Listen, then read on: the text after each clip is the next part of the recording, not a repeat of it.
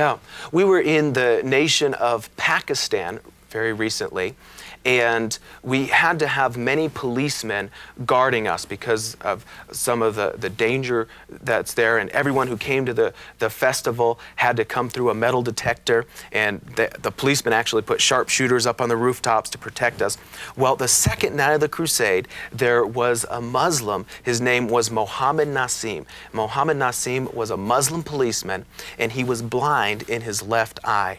And the second night of the festival, Jesus touched Mohammed's eye, and suddenly he could see. He came up on the platform and he testified. He said, "Jesus healed me." And so word began to spread that Jesus was healing even the Muslim people. And all the policemen, the next night, they brought all their families, their kids, their wives to the festival to hear about Jesus. Well, and these people receive healing, and they get healing in their hearts too, you know, because they see a demonstration of Jesus. I love that. I love that. And I want to say to you who are watching, you say, well, I'd like to be involved more in a healing ministry. Why don't you get on our website and leave your name? Or maybe you need healing. Get on our website. Or if you can't get on our website, write us a letter. We would really like to hear from you. We would really like to pray for you. And let me say this, it's not Daniel King's name that heals. It's not mine. It's not Sarah's. So we're not on the spot. Jesus is on the spot. We have His name, and it's His wonderful name that has made that provision. So when you hear about healings and miracles, remember they're for you too. When you hear about healings and miracles, remember you're to be involved in them too. And of course, the soul winning is key. Daniel, I don't think anybody, and Sarah, would ever backslide if they were leading people to Jesus. Too exciting. And what happens, I think, when you lead people to Christ is the Holy Spirit working with you to reach that person. And so having the Holy Spirit around you is just addictive right off the bat. You can't help but want more. And so when you get to share Christ, you see the Holy Spirit moving in your heart and moving in the person. And so it's unbeatable. So I just think that's really powerful. And you may be watching right now and you have loved ones that don't know Jesus, or maybe you have some coworkers or some people in your neighborhood that don't know Christ. Why don't you drop us their name in the mail or on our website? We would love for them to pray for them that they would know Christ today. Daniel King has preached the gospel in more than 30 countries, inspired by his vision of leading 1 million people to Christ. Today we are offering Daniel's book, The Power of the Seed, containing 300 keys to understanding the power of the seed, arranged in order from Genesis to Revelation. In addition, we're including Marilyn's Seed Secrets CD and booklet. These thank you gifts are yours with a gift of $35 or more to help us sow God's love and power around the world. Click or call today.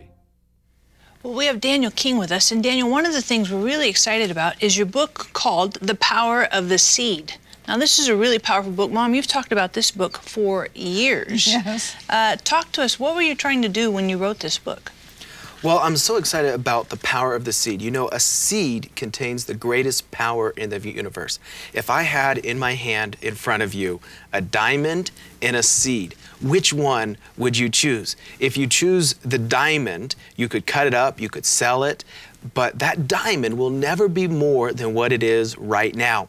But if you chose the seed can become much more than what it is. You can plant the seed and eventually it will produce a tremendous harvest. Or Robert said, he said, anyone can count the seeds in an apple, but no one can count the apples in a seed.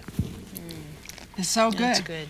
Now this book, you really, I don't know how many of these books I've given away or encouraged people to get, because you take every book of the Bible, major books, and you show the power of the seed. For example, you say, and I love this, that God answers every problem with a seed. So in Genesis, when Adam and Eve sinned, well, how did God answer the problem? He said, the seed of the woman will bruise the head of the serpent. And He sent Jesus. Right. God had a son, but He wanted a family. So He gave what He had, His only son, as a seed, and He reaped the harvest of a family. And now God has many sons and daughters. Every time God has a need, He gives a seed to meet that need. And I think we should do the same. If we have a need in our life, I think we should look for a way that we could plant a seed. God's given us something in our hand that we can give away. And when we give it away, it leaves our hand, but it never leaves our life. It goes into our future and produces a tremendous harvest. And who knows how big the harvest will be. It's like Oral Roberts said, you don't know how many apples are going to come out of that or how many trees. Absolutely. And you take, for example, the seed and the wisdom of King Solomon in this book, and you tell how the seed was used in the wisdom of Solomon, from the life of Solomon. And I love this because this is on page 57, where it says the secrets of the seed from the life of King Solomon. Well, everybody wants to have wisdom. Absolutely. And the night that God came to Solomon, and God basically gave him anything he wanted. He said, Solomon, whatever you want, ask me for. And Solomon asked for wisdom. He was very wise to ask for wisdom. But that day, Solomon had given an offering to the Lord. They had actually offered over 1,000 cattle. Now, I was just talking to a farmer recently. He said a cow is worth about $1,000 if you take it today. And so if he offered 1,000 cattle, that's $1 million offering that he presented to the Lord. And in response to this $1 million offering, God gave him whatever he wanted, and he asked for wisdom. And asked for what he wanted. Yeah. Do you know I travel with this book? I like it so well. And, you know, I've had it for a number of years. But I like it because I get new revelation from it and how the power of the seed works in our lives. If we don't sow seed, people want a big harvest. How can you have a harvest if you don't sow seed? Yeah, I've got an illustration about that, about the power of a seed. And this is an illustration about how God's kingdom works. You see, in the natural, we think that if we give something away, then we don't have it anymore. And so people are hesitant to give because they think if I give everything, then I won't have anything left for myself. But let me show you how God's kingdom works. This sheet of paper is going to represent everything that God has given me, all my possessions, everything that I own. And God speaks to me and he says, Daniel, I want you to give away one corner of your piece of paper to Marilyn Hickey. And I said, but God, I only have 4 corners. You can count them, 1, 2, 3, 4. God, I only have 4 corners. You want me to give one of my 4 corners away? And God says yes. And so I want to be obedient to God. And so what I'm going to do, if you could just take that corner there, yes. And I'm going to give you one of my corners.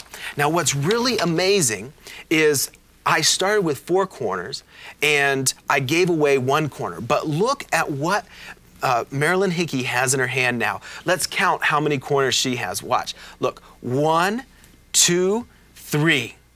Now, by giving to God, it requires great humbleness.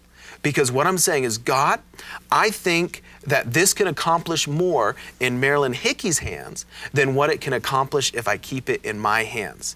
Because in my hands, this was just 1 corner, but I gave it away and God multiplies it in your hands and now you have 3 corners. But God doesn't forget about me. Look at what I have left. I started with 4 corners and now count with me. 1, 2, 3, 4, 5 corners. Isn't that amazing? I start with 4, give away 1. She has 3, but I have 5 left. And then God speaks to me and says, Daniel, I want you to give away another corner to Sarah. And I say, but God, I've only got 5 corners. And God says,